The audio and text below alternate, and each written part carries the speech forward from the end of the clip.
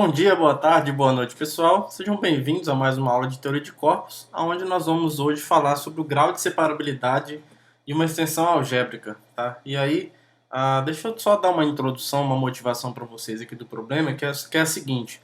Vamos supor que a gente tem aqui um morfismo de corpos, de K para F, chamar isso aqui de sigma, onde esse corpo K aqui, ó, é um corpo algebricamente fechado. Tudo bem? E aí vamos supor que em relação a esse corpo K aqui, a gente tem uma extensão desse corpo K aqui até um corpo L, tá? E que essa extensão seja algébrica. Então vamos supor que essa extensão aqui é algébrica. Nós vimos que toda vez que a gente tem uma extensão algébrica como essa e um morfismo como esse, sempre é possível estender esse morfismo sigma a um morfismo que a gente pode denotar aqui por tal.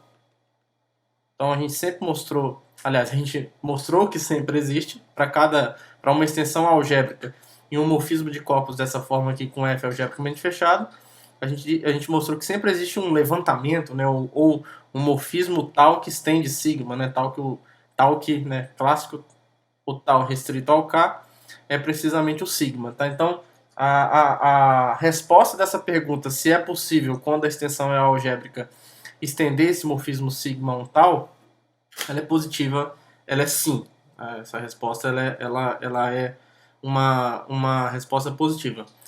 Mas é interessante a gente saber, e uma coisa que a gente nota quando a gente olha para os vídeos e as aulas anteriores, é que em nenhum momento a gente falou assim, existe uma única extensão tal de sigma, né, de modo que, bom, como eu já estou falando extensão, isso quer dizer que tal, quando restrita ao corpo K, né, o corpo de baixo, ela é precisamente o mesmo morfismo sigma dado inicialmente. A gente não falou sobre unicidade. Em geral, quando a gente sabe que algo é único, previamente, ou porque já provou antes, a gente não costuma negligenciar esse fato, a gente não costuma deixar isso para lá, sabe? E aí, como a gente não falou de unicidade, uma pergunta que vocês poderiam fazer é, tá, mas e aí? É único a existência desse camarada? E aí, essa pergunta acaba por revelar, e eu vou falar para vocês, que em geral não, tá? E em geral não. E aí, na verdade, quando a gente vai começar a se perguntar sobre a quantidade possível de extensões desse morfismo sigma específico, isso começa a revelar um questionamento que vai nos levar justamente à definição do grau de separabilidade. Então, por exemplo, nesse contexto aqui, com esse setup de objetos dados dessa forma, a gente poderia se perguntar quanto, se a gente define esse conjunto aqui, ó, que é uma notação provisória que a gente vai usar depois, que eu até ia definir isso depois, mas a gente já pode definir isso aqui agora, se a gente olhar para o conjunto de todos os morfismos de corpos, de L para F, tais que o tal é um morfismo de corpos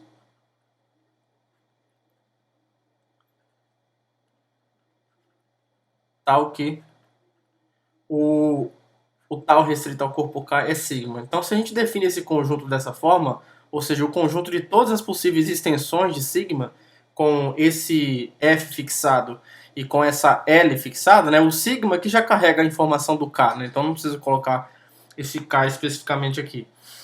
Então, nesse caso, uma boa pergunta para a gente é tentar ver qual é a cardinalidade desse conjunto. Por exemplo, será que esse conjunto é finito? Ou será que ele tem uma certa relação com o grau da extensão? Se a extensão for finita? Então, assim, uma pergunta interessante é estudar a cardinalidade desse conjunto. Tá bom? E aí, uma coisa muito surpreendente, gente, que vai acontecer aqui é o seguinte. A cardinalidade desse conjunto, ele vai depender, isso é muito surpreendente, em certo sentido, ele vai depender exclusivamente dessa extensão algébrica aqui, tá? Ela não vai depender desse sigma. Isso é muito interessante. A cardinalidade desse conjunto não depende de sigma. Claro que inicialmente depende pela definição, mas a gente vai conseguir provar, e é o nosso principal objetivo da aula de hoje, é mostrar que se eu tiver um outro morfismo, dessa forma aqui, sei lá, um sigma' que sai do K e vai num F' algebricamente fechado aqui, esse F', e aí o K está dentro do L, né? A extensão de L para K algébrica ela é fixada. Se eu olhar para o conjunto análogo aqui, S sigma linha, a L F linha, que é o conjunto de todos os morfismos tal, que quando restritos ao K são iguais ao sigma linha, esse conjunto aqui, ó, e esse conjunto, a gente vai mostrar, é o principal objetivo da aula de hoje, é mostrar que a cardinalidade desse conjunto é a mesma.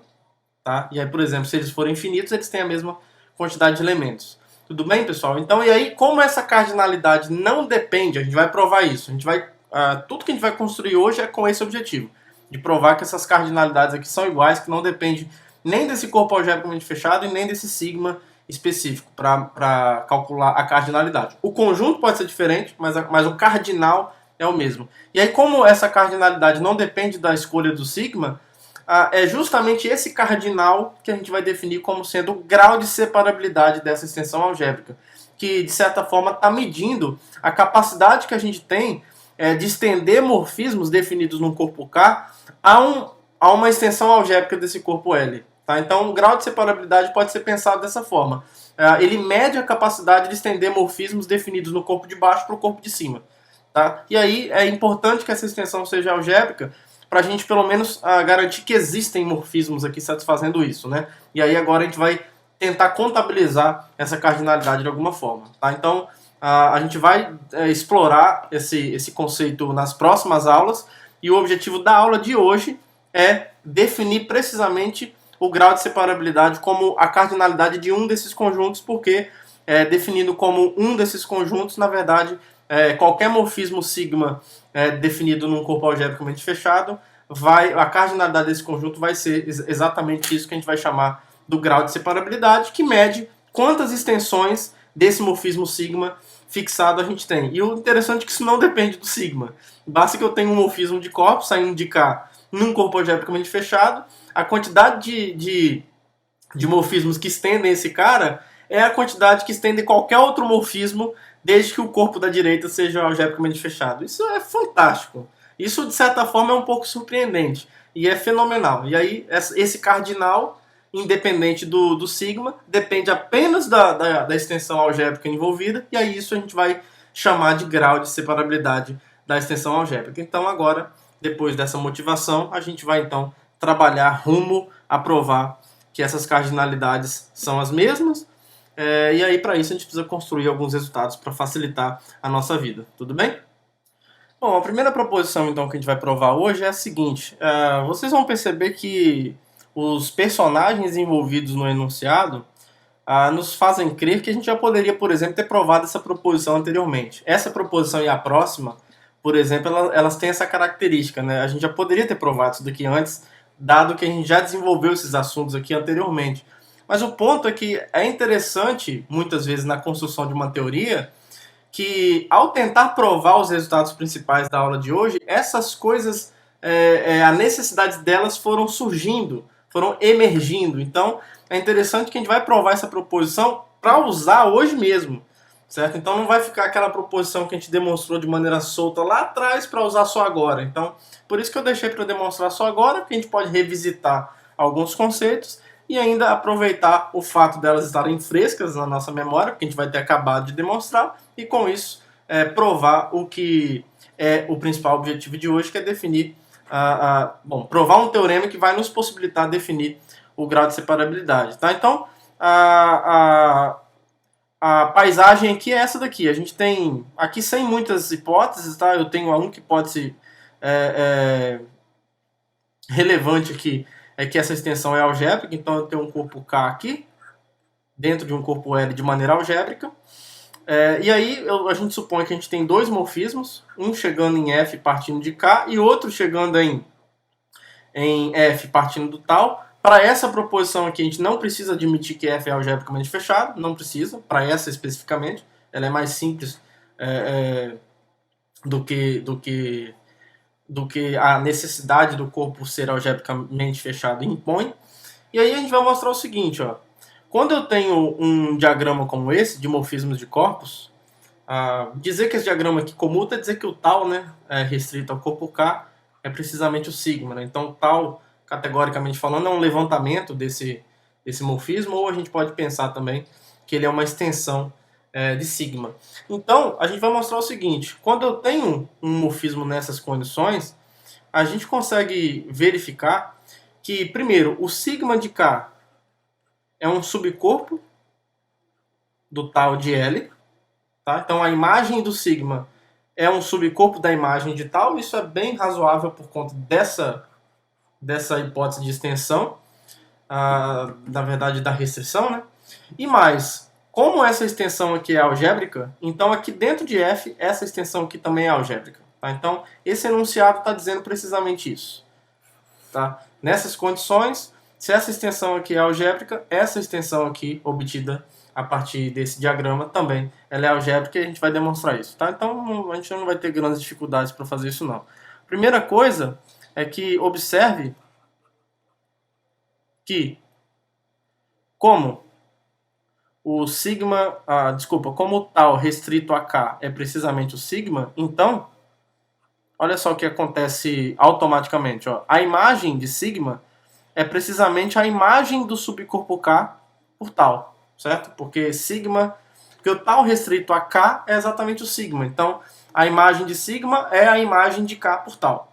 Tá? Só que como o K é um subcorpo de L, naturalmente a imagem de K por tal vai ser um subcorpo da imagem de L. Sem crise com relação a isso, certo? E aí com isso a gente tem a inclusão que nós gostaríamos. Tá? Então, de fato, o sigma de K é um subcorpo de tal de L. Tudo bem? E aí, se ele é um subcorpo, a gente pode se perguntar sobre essa extensão, se ela é algébrica, se ela é finita, se ela tem alguma característica que a gente já vem desenvolvendo, tá? E aí o que a gente vai mostrar é que a algebricidade da extensão LK é mantida nessa extensão. Tá? Então a gente vai provar aqui acho que não vai dar muito trabalho, que essa extensão aqui é algébrica. Então, para fazer isso, o que a gente vai fazer? Eu vou pegar um U qualquer, então seja U pertencente a tal de L. É bem automática a demonstração, pelo que eu estou percebendo. Então, existe um V, vou chamar aqui de V pertencente, vou chamar de alfa, né? Pode ser alfa, está mais no contexto. Existe um alfa em L, tal que o U é tal de alfa. Só usei a definição de imagem. E aí, como essa extensão é algébrica, então existem. Se essa extensão é algébrica, naturalmente o alfa vai ser algébrico sobre K, né? Já que todo mundo de L é algébrico sobre K. Então, para esse alfa, existe uma expressão polinomial dessa, ou coeficientes no corpo K aqui, tais que... Aqui eu não preciso me preocupar, não precisa ser mônico, né? Eu estou num corpo, basta que o AN seja diferente de zero. Não todos nulos, né? Por exemplo, eu posso escolher o AN diferente de zero, tais que essa expressão aqui, ó, A0 mais A1 alfa até AN alfa elevado a N é igual ao zero. Tudo bem? Esse zero aqui é o do corpo K, que é o mesmo do corpo L. E aí, se eu quero uma expressão polinomial anulando o U, que é o tal de alfa, basta eu aplicar tal em ambos os lados para ver o que acontece, né? Então, olha só o que vai acontecer. Logo, o zero é o tal dessa coisa toda aí, só que tal é um morfismo de corpos, né? Então vai ficar tal de A0, fazendo só um pouquinho mais rápido aqui, ó, tal de A1, tal de alfa, até, fazendo isso em cada parcela, tal do AN, tal de alfa elevado a N. E aí a gente usa nesses coeficientes aqui, ó, a hipótese de que o tal ele é um morfismo que estende sigma. Como esses caras pertencem a K, então esses coeficientes são na verdade sigma de A0 mais sigma de A1. O tal de alfa é U, já vou colocar aqui logo, até sigma de AN U elevado a N, certo? Onde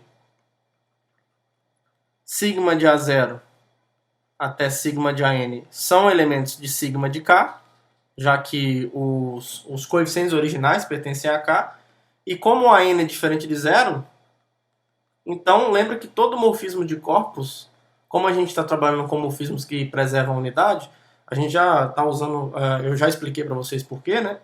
Nesse contexto, todo morfismo de corpos é injetivo, né? Então,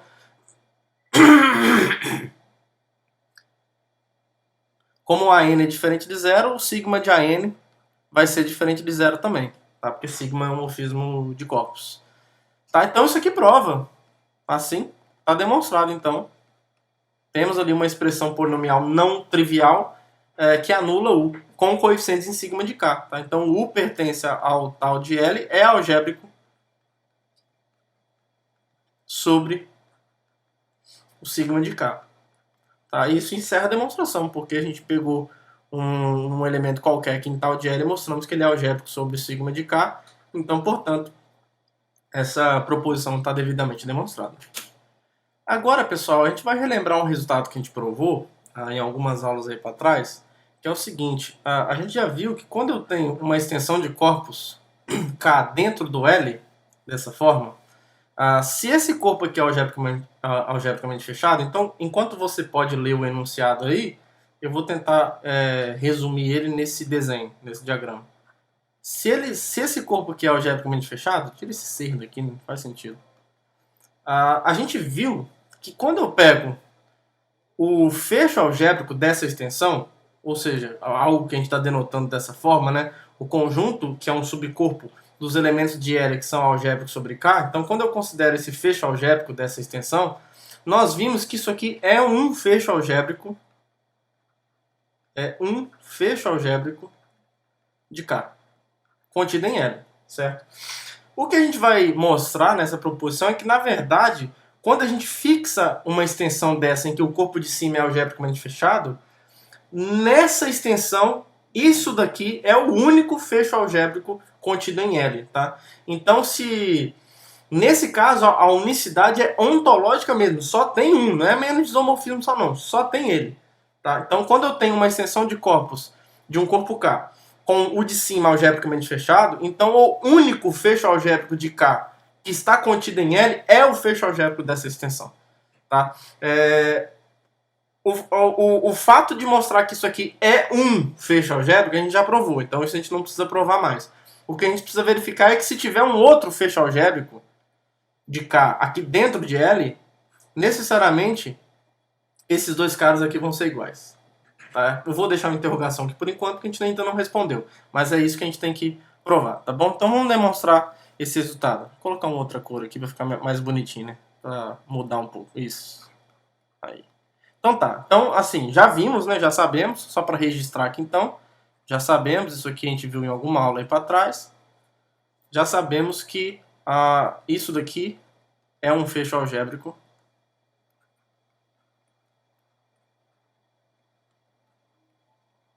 de K contido em L. Como subcorpo, né? Deixa eu separar aqui o diagrama. Tudo bem? Agora a gente vai fazer o que então? Agora, para mostrar a unicidade, eu vou pegar um outro. Então, seja E um fecho algébrico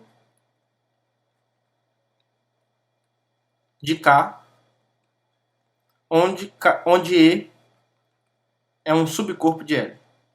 Ou seja, E está contido em L. A gente tem que mostrar então que o E é igual ao fecho algébrico dessa extensão. Tá? Então, olha só, o que vai acontecer? Como isso aqui é um fecho algébrico de K, lembra que o fecho algébrico tem duas propriedades que o caracterizam. Ele é uma extensão algébrica do corpo que eu estou considerando, e ele em si é um corpo algebricamente fechado. Então, como essa extensão aqui é algébrica, porque ele é um fecho algébrico, e o E está contido em L, então essas duas informações estão dizendo para a gente o seguinte, ó. Todos os elementos de E são elementos de L, e todo elemento de E é algébrico sobre L. Então, necessariamente, todo elemento de E pertence ao fecho algébrico da extensão. Tá? Por quê? Ó? Por que o E está contido no fecho algébrico da extensão? Porque todo mundo de E está em L, e o fato dessa extensão ser algébrica me diz que todo mundo de E é algébrico sobre K. Então, essa inclusão aqui é imediata dessas duas afirmações combinadas. Tá? Então, o E é um subcorpo desse corpo que é o fecho algébrico da extensão. Tudo bem? Agora, a gente quer mostrar que eles são iguais, né? Então a gente conseguiu estabelecer essa inclusão primeiro. Para demonstrar essa igualdade, então assim, ó, esse cenário aqui, ó, já foi melhorado. O cenário que originalmente era esse daqui, agora a gente já sabe que tem que ser esse daqui, ó. Eu tenho aqui o fecho algébrico da extensão, esse fecho arbitrário está aqui debaixo do fecho algébrico da extensão, e aqui eu tenho o corpo K. Então o cenário já está assim agora. Eu consegui mostrar que um cenário como esse, na verdade, necessariamente tem que ser desse tipo. Tá? Agora, como eu sei que esse corpo aqui, ó, ele é algebricamente fechado, então eu vou usar outra característica agora do fecho algébrico. Como esse corpo aqui é algebricamente fechado, nós vimos na aula de corpos algebricamente fechados que qualquer extensão algébrica de um corpo algebricamente fechado é trivial. Tá? Então, se eu quero mostrar que o E é igual a esse cara que está aqui em cima, basta eu mostrar que essa extensão aqui é algébrica. Então, vou deixar como uma pergunta aqui. Porque se isso aqui for verdade, o nosso problema está resolvido. Tá? Isso vai ser bem fácil provar que isso é verdade. Por que isso é verdade? Porque essa extensão aqui é algébrica. Por definição de fecho algébrico de extensão, essa extensão aqui é algébrica. É uma tautologia dizer que isso aqui é algébrico, porque, ó, por definição, isso aqui é o conjunto dos elementos algébricos sobre K. Então essa extensão aqui ela já nasce algébrica. Tá? Então, como essa extensão aqui é algébrica, ó, daqui para cá é algébrico, a gente já sabe que quando eu tenho uma extensão algébrica, qualquer extensão intermediária tem que ser algébrica também. A gente provou isso. Então, em particular, a que me interessa é essa daqui. Ó. A que me interessa é essa daqui. Então, necessariamente, essa extensão aqui é algébrica.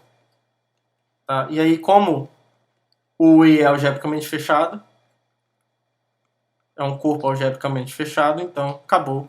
A gente vai ter a igualdade desejada. Tudo bem? Então, bem bonitinho o resultado. A gente já poderia ter provado isso antes, né?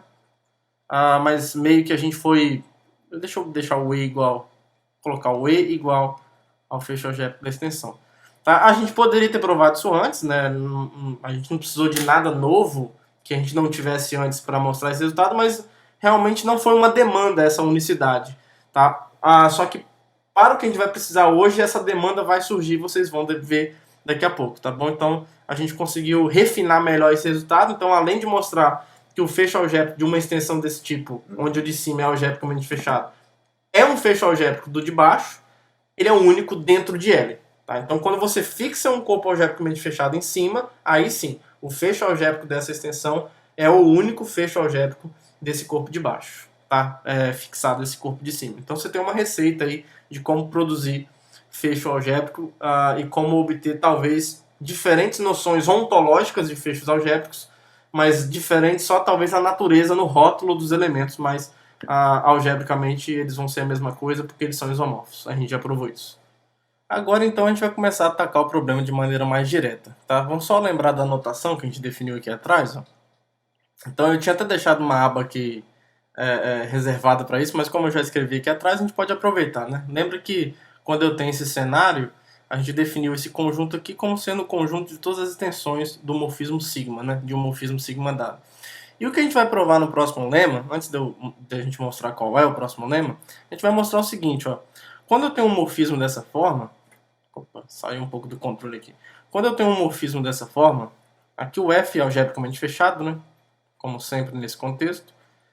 Esse conjunto aqui, ó, e eu tenho essa extensão aqui algébrica, então a gente vai mostrar o seguinte, observe que esse morfismo, ele induz um outro morfismo que eu vou chamar aqui de φ, que no próximo lema eu vou denotar por φ, que é o quê? Que é a gente restringir o sigma, que é a gente restringir por enquanto o contradomínio ao sigma de K, mas eu não vou colocar o sigma de K aqui não. Porque o sigma de K é um subcorpo de F, certo? Isso aqui é um subcorpo de F. E aí a gente já viu que quando eu tenho uma extensão dessa forma, sigma de K está aqui dentro do F, certo? Está aqui dentro. A gente já viu que se eu pegar o fecho algébrico dessa extensão, como esse cara aqui é algebricamente fechado, o fecho algébrico dessa extensão é um fecho algébrico do sigma de K contido em F, certo? Então, eu vou chamar esse fecho algébrico de sigma de K dentro de F de K sigma, É só uma notação provisória, a gente não vai usar isso aqui depois mais não. Isso aqui vai ser útil porque agora eu vou restringir, já que o sigma de K é um subcorpo do K sigma, a gente pode restringir essa sigma aqui, o contradomínio, a esse fecho algébrico. Então eu vou trocar o F algebricamente fechado aqui pelo fecho algébrico da imagem de sigma aqui dentro. E aí a função é a mesma, assim, em termos de lei de formação. O que muda é só o contradomínio. E aí a gente vai mostrar um primeiro lema para facilitar a demonstração daquela independência do morfismo para definir o grau de separabilidade, é mostrar isso daqui, ó, que o grau, ou na verdade a cardinalidade desse conjunto aqui, ó, é a mesma desse daqui, ó, porque quando eu tenho esse morfismo φ, eu tenho um cenário parecido, que é esse, ó. Esse aqui é o cenário que envolve esse cardinal, e o cenário que envolve esse morfismo φ aqui, ó, é esse. Eu tenho o K sigma, que é algebricamente fechado, mas que ele tem a boa propriedade de ser um fecho algébrico da imagem dessa função, que aqui eu estou chamando de φ, que é a restrição do contradomínio. Aqui eu tenho a mesma extensão algébrica, tá? E eu posso me perguntar sobre o conjunto de todas as extensões dessa φ com esse contradomínio reduzido ao fecho algébrico da imagem do morfismo φ original. O que a gente vai mostrar é que esse cardinal, ou seja, esse conjunto aqui relacionado a este cenário, tem a mesma cardinalidade que esse conjunto aqui, ó, relacionado a esse cenário, o S L K sigma. Tá? Eles têm a mesma cardinalidade. Então a gente vai reduzir o problema de mostrar essa independência, já podendo assumir, quando necessário, que esse corpo do lado aqui é o fecho algébrico da imagem da função, tá? Dada pelo subcorpo definido pela imagem. Tá? Então isso é o lema, isso é o próximo lema. Tá? Então eu já meio que expliquei para vocês a filosofia, a essência desse lema. Agora ele só está enunciado bonitinho. Eu tenho uma extensão algébrica, eu tenho o morfismo sigma dado aqui, com F algebricamente fechado. Eu pego aqui K sigma 1, que na verdade é o fecho algébrico de sigma de K, com esse fecho algébrico sendo um subcorpo de F, só tem um mesmo, a gente já sabe disso por uma proposição anterior. E aí a gente define φ dessa forma, e o que a gente vai mostrar é que esse camarada aqui, ó, a cardinalidade desse conjunto é a cardinalidade desse conjunto, é a mesma. Tá? Quando a gente troca F pelo fecho algébrico da imagem da função, e aqui, por uma questão técnica, a gente troca sigma pela φ, mas essencialmente é a mesma função. Tá? A gente só reduziu, a gente na verdade só restringiu o contradomínio dela. Então, em vistas de demonstrar esse resultado, tudo que a gente tem que fazer é construir uma objeção entre esses conjuntos, certo? Então, a gente tem uma função bem bonitinha, que a gente já pode criar entre esses dois conjuntos, que é essa daqui, ó. Considere a função que eu vou chamar aqui de delta, tá? Não consegui pensar numa letra melhor do que essa. Função delta que sai desse conjunto, Sφ K sigma, e vai no S sigma LF, que faz o quê? Ó? Por isso que eu já deixei esse desenho aqui. Ó. Dado uma gama daqui para cá, de L para K sigma, que é uma extensão de φ, como eu quero uma função que sai de L para F, basta eu compor essa gama com a inclusão. Já que K sigma é um fecho algébrico da imagem de sigma contida em F, então eu posso pensar na inclusão desse cara em F, certo? E aí, isso daqui vai ser uma função, iota, né? Eu vou denotar aqui a inclusão por iota. A iota bola gama é uma função de L em F, certo? E aí a gente tem que ver se isso aqui está bem definido mesmo, né? No sentido de preservar ou de estender sigma. Então, de fato, vai estar. Então, uma primeira afirmação que a gente faz é que delta está bem definida. No sentido de que, será que se gama pertence a esse conjunto, o iota bola gama pertence a esse conjunto? Sim, isso é bem fácil.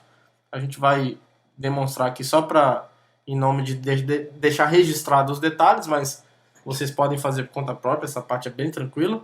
Que é o seguinte, ó, se eu pego um gama de S sigma para L K sigma, Sφ, desculpa. Então, por definição, gama sai de L e vai para o K sigma. Isso aqui é um morfismo de corpos. E por definição, o gama restrito a K por definição dessa notação, né, provisória que a gente está usando. Provisória no sentido de que a gente não vai ficar se prendendo muito a ela depois. Isso aqui, gama restrito a K, é a função φ. Certo? Só que a função φ é essencialmente a função sigma, então por isso que, no fim das contas, vai ficar tudo tranquilo. Então, como isso daqui é um morfismo de corpos, a inclusão é um morfismo de corpos, a inclusão de K sigma em L, porque K sigma é um subcorpo de L, não de F. Isso, de F. Isso aqui é um morfismo de corpos, a gente já sabe que a composição de morfismos de corpos é um morfismo de corpos, né? A gente está numa categoria bem definida, então essa composta que sai do L e vai para F é um morfismo de corpos.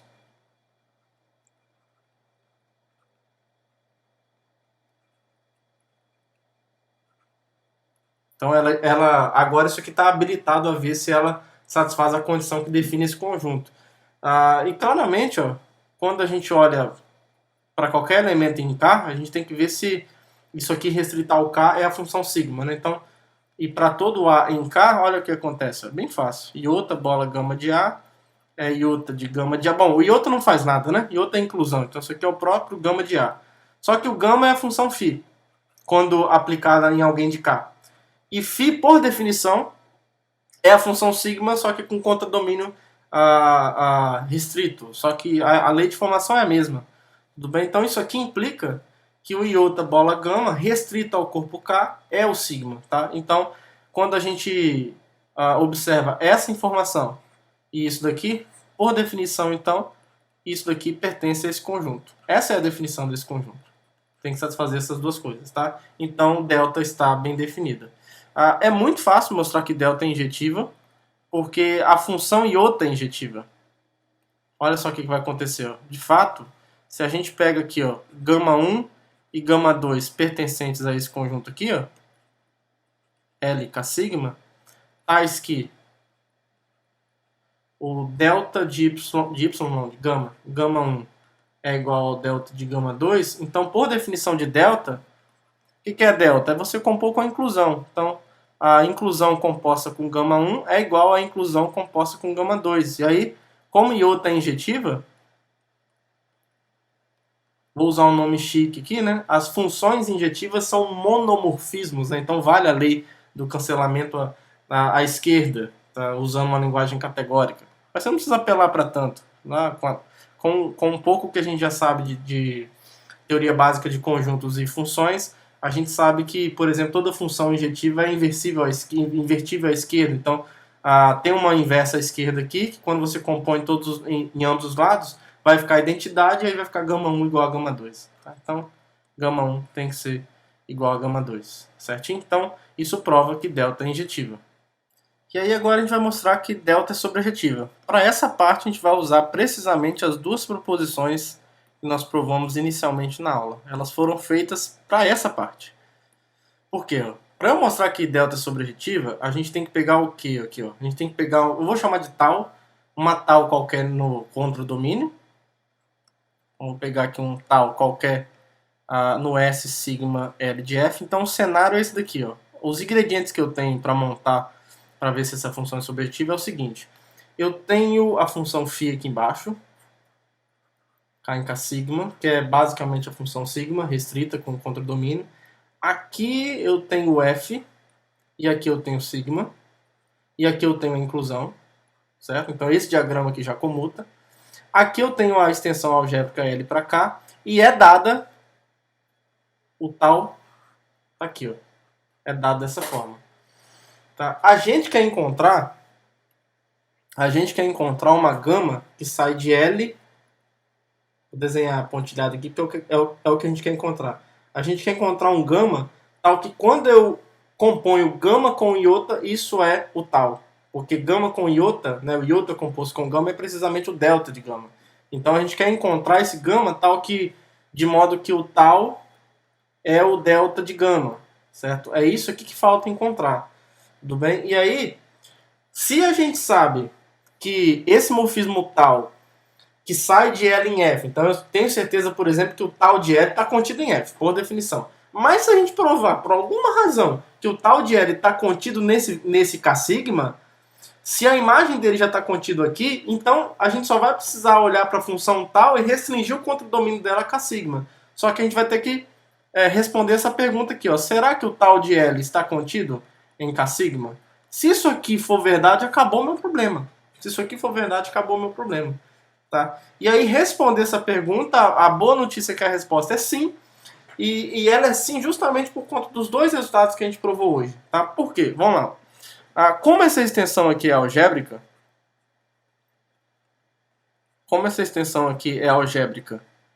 e como o tal está nesse conjunto, né, digamos que a grande propriedade dos morfismos que estão nesse conjunto é que eles, restritos ao corpo K, é o sigma. Então, pela primeira proposição de hoje, vou colocar assim, ó, pela primeira proposição, essa extensão aqui é algébrica. Essa extensão aqui é algébrica. Tudo bem? Agora, olha só o cenário que a gente tem aqui. Deixa eu colocar uma coisa aqui para vocês enxergarem bem. Ó, eu tenho aqui o tal de K. Desculpa, eu misturo as letras todas. Eu tenho aqui o sigma de K. Ele está dentro do tal de L. Certo? E aqui eu tenho o F. Ele está dentro do F com certeza. Então eu tenho essas inclusões aqui. Ó. Só que essa extensão aqui é algébrica. A gente acabou de ver que essa extensão aqui é algébrica. Tá? Se essa extensão é algébrica, gente, então quer dizer que todo mundo daqui é algébrico sobre sigma de K. Então isso quer dizer, por exemplo, que tal de L está contido no fecho algébrico dessa extensão, né? Que a gente costuma usar essa anotação, que aqui vai ficar um pouquinho pesado, mas é o fecho algébrico do corpo de baixo no corpo de cima. Só que a primeira proposição, então assim, isso aqui está dentro de F com certeza. Só que a segunda proposição que a gente provou diz que o fecho algébrico do corpo de baixo num corpo algébricamente fechado, o corpo algébrico dessa extensão, é o único fecho algébrico desse corpo de baixo contido em F. Então, isso aqui é precisamente o que a gente chamou de K-sigma. Tudo bem? E aí, com isso, em particular, o tal de L está contido no K-sigma, que era justamente o que a gente queria. Tá? Então eu resumi aqui nesse desenho, nesse diagrama, digamos, a resposta dessa pergunta, expliquei porque que a resposta dela é positiva. Tá? Então aqui, ó, como essa extensão é algébrica, isso daqui acontece. Ó. O tal de L está contido no fecho algébrico da extensão sigma de K em F. E pela proposição anterior,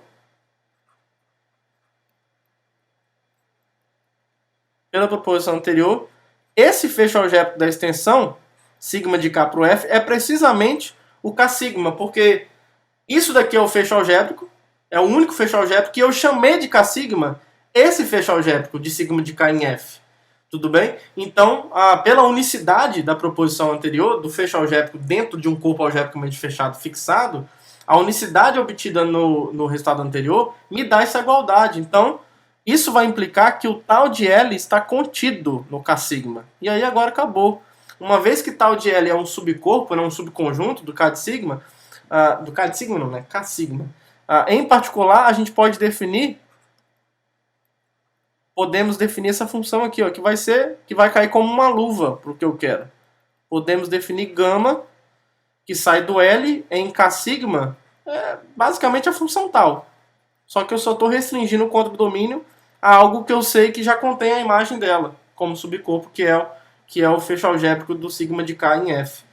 Tá? Então isso aqui está bem definida, tá? Essa inclusão mostra que essa função está bem definida. Isso aqui é um morfismo de corpos. Eu preciso mostrar que ele está no domínio da função delta também, né? Mas isso aqui vai ser bem tranquilo. Então isso aqui é um morfismo de corpos com certeza. E para todo A pertencente ao corpo K, isso aqui restrito a K tem que ser a função φ, né?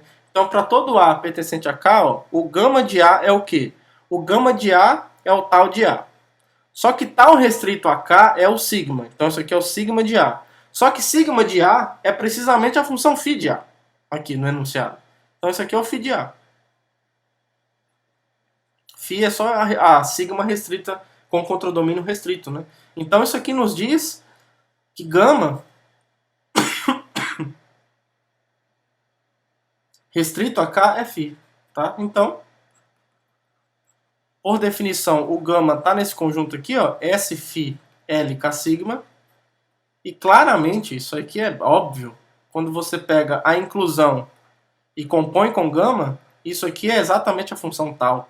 A função tal e a função gama têm a mesma lei de formação. Tá? Então isso aqui só inclui o tal de y dentro do f, mas a inclusão não mexe na lei de formação. Só que isso daqui, ó, é precisamente o delta de gama. Então o tal é o delta de gama. Então a gente pegou um tal qualquer no contradomínio e mostramos que existe um gama no domínio da função delta, tal que o delta de gama é tal, e portanto isso prova que essa função é sobrejetiva.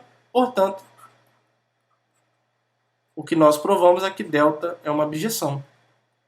E aí, se delta é uma abjeção, o nosso resultado está demonstrado, porque quando a gente consegue uma abjeção entre esses dois conjuntos, a gente está dizendo que eles têm a mesma cardinalidade. E agora a gente vai caminhar para o golpe final. É golpe. Para, de fato, obter o resultado que vai ser o próximo teorema, mas que, na verdade, o que a gente fez na aula de hoje foi quebrar a demonstração desse grande teorema em pequenos pedaços para facilitar a construção, o estabelecimento do resultado. Talvez essa vai ser a parte mais surpreendente, que é esse segundo lema, que diz o seguinte: se eu tiver uma extensão algébrica de corpos e eu tiver F e F' associados a dois morfismos sigma e sigma' de maneira respectiva, aonde esse F aqui já é um fecho algébrico do sigma de K, então além dele ser algebricamente fechado, ele é um fecho algébrico da imagem.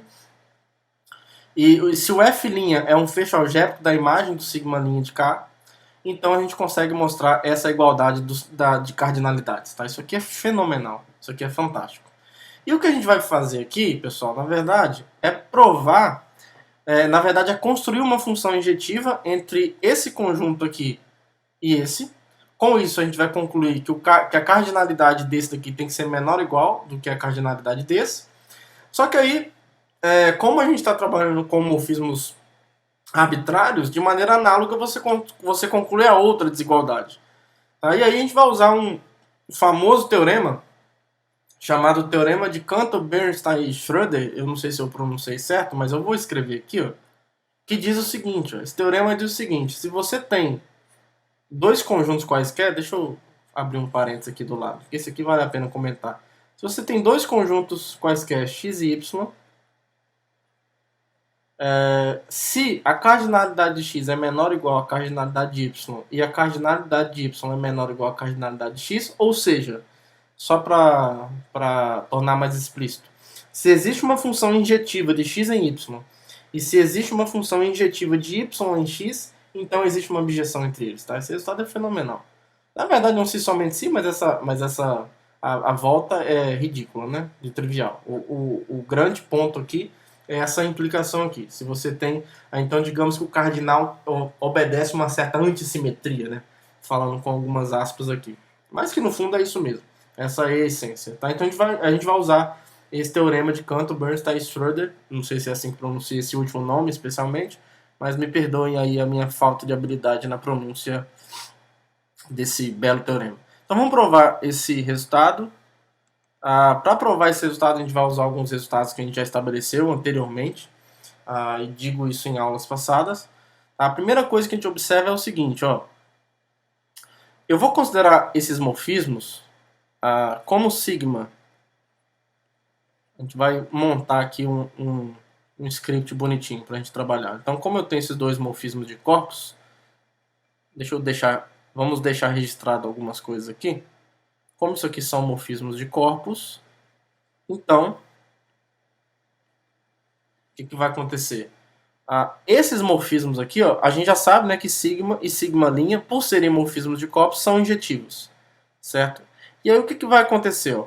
Como esses caras são injetivos, se eu restringo os contradomínios às suas respectivas imagens, agora a gente tem isomorfismos de corpos. Tá? Então, eu vou chamar de sigma chapéu, a restrição de sigma à sua imagem, que agora é um isomorfismo, tá? Para a gente ser bastante preciso com as notações. E eu vou chamar de sigma' chapéu a restrição, obviamente, do sigma', como a própria notação sugere. Ao sigma' de K, que pega um A e leva no sigma' de A. Então, esses dois caras aqui agora continuam sendo injetivos e são agora sobrejetivos. Portanto, são isomorfismos de corpos. São isomorfismos de corpos. E isso vai implicar que esse morfismo aqui, ó, que eu vou chamar aqui, vou chamar de delta, que não tem nada a ver com a função anterior, tá? Mas eu gosto de delta minúsculo. Se eu pegar delta que sai do sigma de K e vai no sigma linha de K, eu quero compor esses caras, né? Então eu vou sair aqui do sigma de K e vou pro K usando a inversa do sigma. Deixa eu usar outra letra aqui, porque o A pertence a K, né? Deixa eu usar outra letra, sei lá, Y. X, pode ser X. X, aí eu vou aplicar o sigma chapéu a menos 1 de X. Essa função está bem definida, porque isso aqui é uma objeção, é um isomorfismo. E agora isso leva em K, e de K eu vou sair do sigma, eu vou para o sigma linha de K via o sigma chapéu linha. Então eu aplico o sigma linha chapéu. Tudo bem? E aí, como esses dois caras são isomorfismos, a composição de isomorfismos ainda é um isomorfismo de corpos. Isso daqui vai ser fundamental para a gente usar um resultado crucial que a gente estabeleceu antes, por exemplo, de provar a unicidade a menos de isomorfismo do fecho algébrico. Tá? Porque agora a gente tem um seguinte cenário aqui, ó, e o diagrama ajuda muito a gente a trabalhar nesse cenário. A gente tem aqui o K e a gente tem o sigma de K aqui, desse lado, e o sigma, deixa eu colocar o sigma linha aqui, e aqui eu vou colocar o sigma de K. Aqui a gente tem o isomorfismo sigma linha chapéu, e aqui eu tenho o isomorfismo sigma chapéu, certo? Então esse é o cenário envolvido aqui. E aí o delta quem é? O delta é esse isomorfismo aqui, ó. Sai daqui e vai para cá. Tá? Então esse triângulo aqui, por exemplo, é comutativo, né? Delta é precisamente a composição do sigma chapéu linha com a inversa desse morfismo aqui. Tá? Então esse delta, vou colocar um símbolozinho assim, quer dizer que ele é um isomorfismo. A gente tem a extensão L aqui. A gente tem a extensão L. Tá? E aí a gente tem dois personagens que estão aparecendo aqui. Ó. A gente tem o F, que está aqui em cima, que é um fecho algébrico do sigma de K. E a gente tem o F' aqui. Certo? E aí a gente tem a função sigma original, que sai daqui, que vai de K para F. E aqui eu tenho a função sigma linha. Certo? E aqui eu tenho duas inclusões.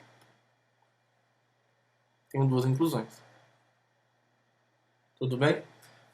E aí o que está acontecendo? Ó? A gente tem sigma de K e sigma linha de K isomorfos. E eu sei que F, isomorfos via delta, inclusive. E eu sei que F e F', o F é um fecho algébrico do sigma de K e o F' é um fecho algébrico do sigma linha de K. Então, no teorema que nós provamos antes de estabelecer a unicidade a menos de isomorfismo do fecho algébrico, a gente mostrou que quando eu tinha um isomorfismo de corpos aqui embaixo e eu conhecia um fecho algébrico desse da esquerda e um fecho algébrico desse da direita, esse isomorfismo aqui de corpos induzia um isomorfismo aqui em cima, entre os fechos algébricos. Tá? Então, por um teorema, que eu vou tentar lembrar de deixar o card aqui, dessa aula, um teorema fenomenal, que está na aula da unicidade do fecho algébrico, então eu vou colocar assim, ó, por um teorema,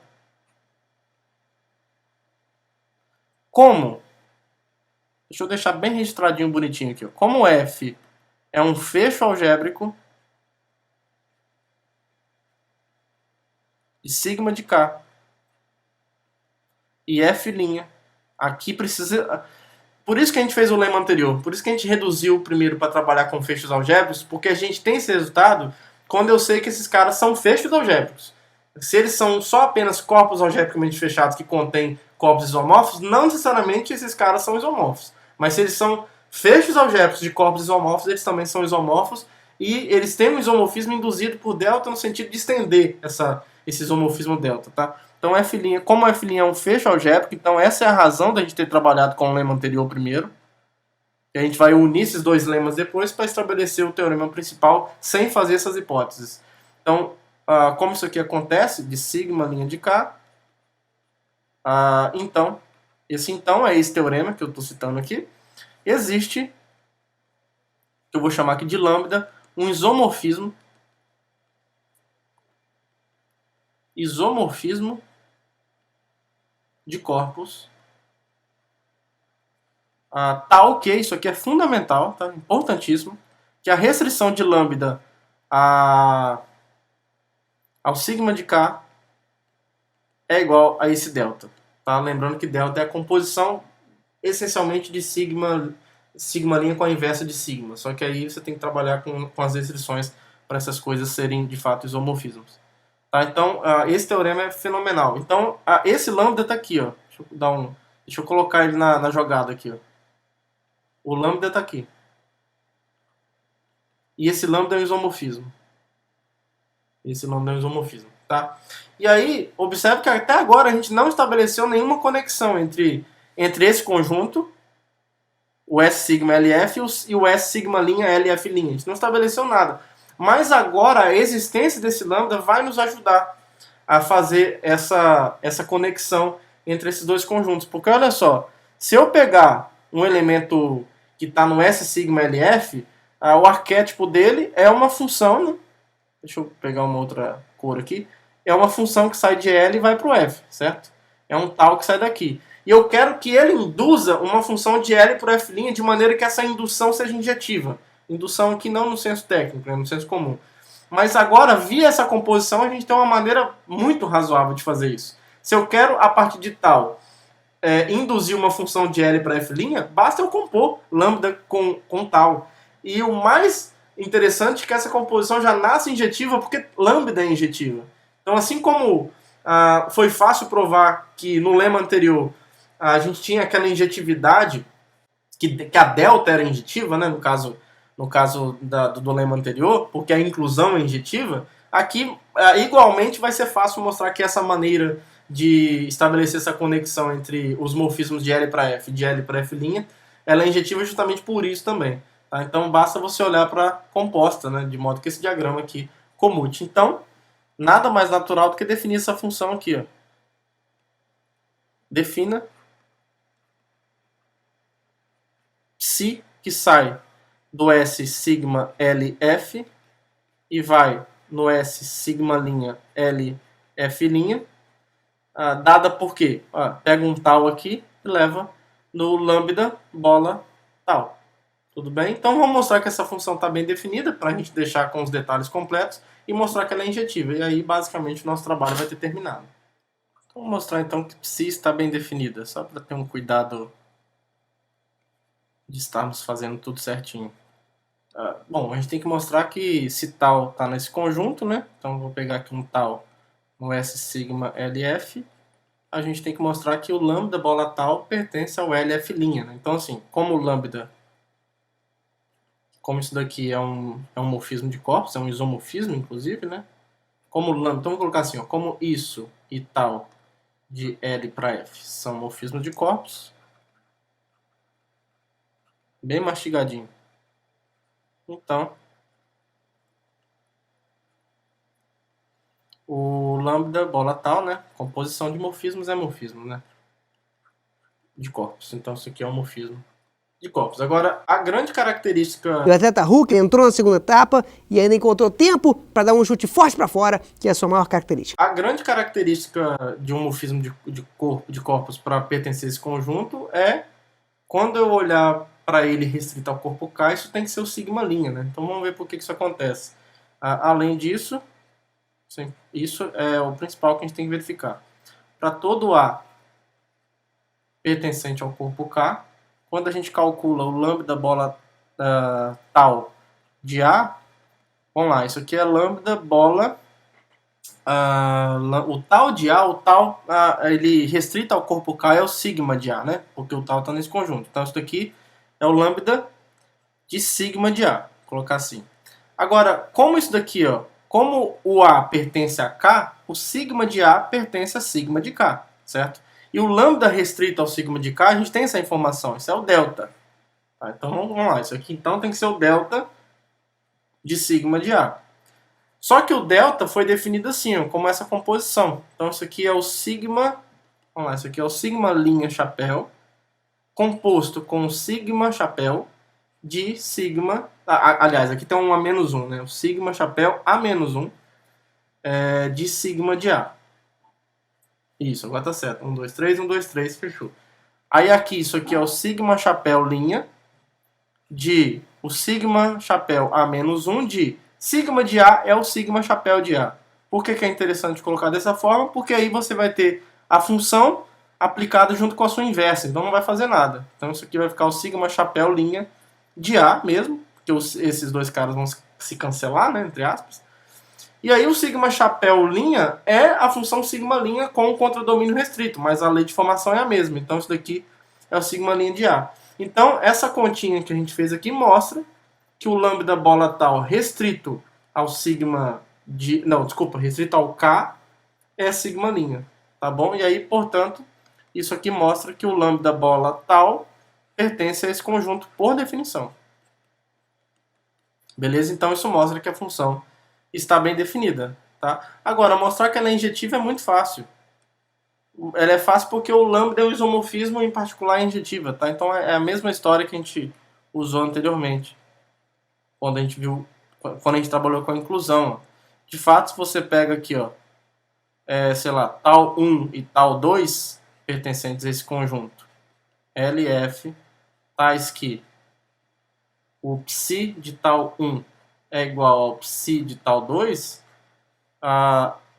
o que a gente está dizendo então é que lambda bola tal 1 é igual a lambda bola tal 2, e como lambda é injetiva,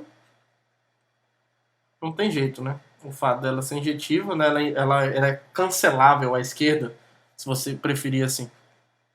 Então o tal 1 é igual a tal 2. Tudo bem? Então isso mostra que tal é injetiva.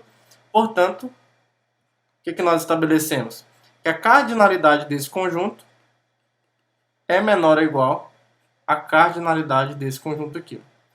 E aí, de maneira análoga, se você for inverter os papéis, você consegue a outra desigualdade. É a mesma coisa, tá? Você poderia, inclusive, enunciar como um lema essa desigualdade, e aí, para provar a igualdade, você troca sigma e sigma linha de lugares, porque como você provou para quaisquer sigma e sigma linha, se você troca sigma linha de lugar com sigma, você obtém isso daqui, ó. Pelo que a gente provou anteriormente, isso aqui é verdade. A gente trabalhou com caras quaisquer, né? Então, a gente tem essa desigualdade também. E aí, dada a importância do teorema, não dá para dizer que isso é trivial, pelo teorema de Cantor, Bernstein, Schröder, acho que eu escrevi certo, segue que a cardinalidade desse conjuntinho aqui, bonitinho, é igual à cardinalidade do LF'. Tudo bem? Isso fecha, então, a demonstração desse lema, e agora é só uma formalidade mesmo nós enunciarmos e provarmos o principal teorema da aula de hoje, porque já temos tudo que a gente precisa. E aí o teorema tem esse enunciado. Agora, se eu tenho uma extensão algébrica com sigma, as sigma linha morfismos de corpos onde o F e o F' são apenas algebricamente fechados, são corpos algebricamente fechados, então a gente consegue melhorar o lema anterior e obter essa mesma igualdade de cardinais sem a hipótese do fecho algébrico, porque a gente vai usar o lema anterior ao lema anterior. Tá? Então como é que a gente prova, como é que você pega esses dois lemas anteriores, joga no liquidificador e transforma nesse teorema? Muito fácil, ó. Vamos fazer assim, ó. Seja K sigma primeiro, para a gente usar a notação que a gente estabeleceu, um fecho algébrico de sigma de K em F, ou seja, contido em F, né? K sigma linha, então vou colocar aqui, ó, sejam, aí eu vou definir as notações. K sigma linha, a mesma coisa, um fecho algébrico de sigma linha de K em F'. Tudo bem? Também vou definir φ como sendo a restrição da função sigma ao fecho algébrico, aqui. Então, A sigma de A e φ', a restrição de K ao fecho algébrico de sigma linha. Pega A e leva em sigma linha de A. Então, vamos lá. Pelo primeiro lema, a cardinalidade do S sigma L F é igual à cardinalidade do S... Opa, aqui é do Φ. Φ L K sigma. Tá? E mais, o primeiro lema também implica que o S sigma linha LF, essa cardinalidade aqui é F', né? Isso, só ter cuidado com a anotação. E S Φ' LK sigma'. Acho que tá tudo certo. Agora o que a gente vai fazer? A gente vai aplicar o segundo lema trabalhando com Φ e Φ', porque agora Φ e Φ' são morfismos de modo que o K sigma é um fecho algébrico da imagem de Φ, porque a imagem de Φ é a imagem de sigma, é a mesma coisa, e aqui o análogo para as coisas linha. Tá? Então, vamos deixar registrado, como K sigma é um fecho algébrico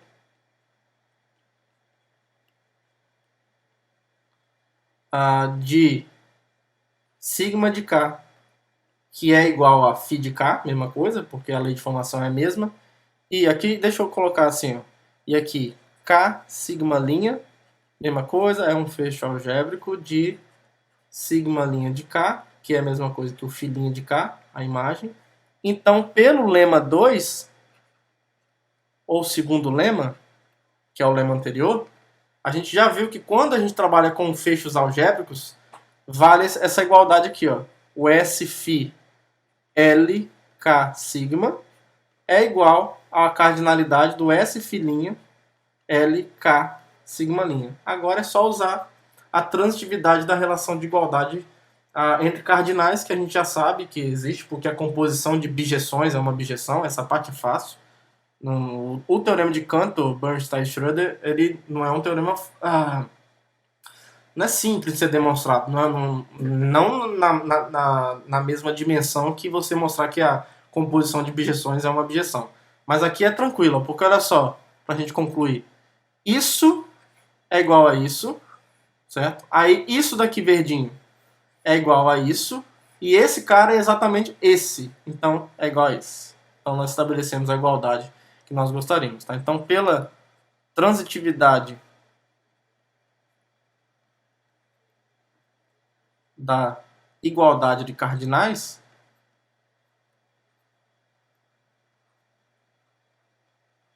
concluímos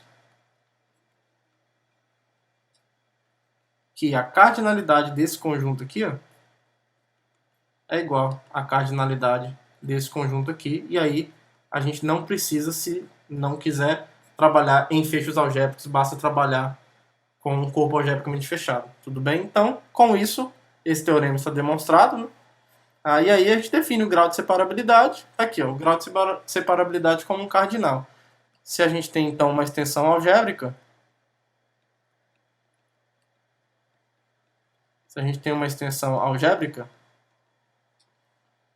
sei lá, tome um corpo algebricamente fechado qualquer.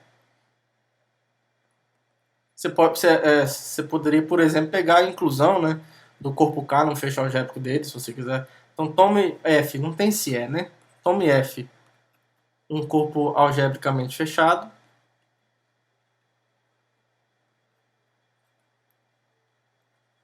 Pega o seu favorito, pega o seu corpo algebricamente fechado, favorito, e pega o sigma, o seu morfismo de corpos favorito entre o K e F. Pega alguém assim. Então, definimos o grau de separabilidade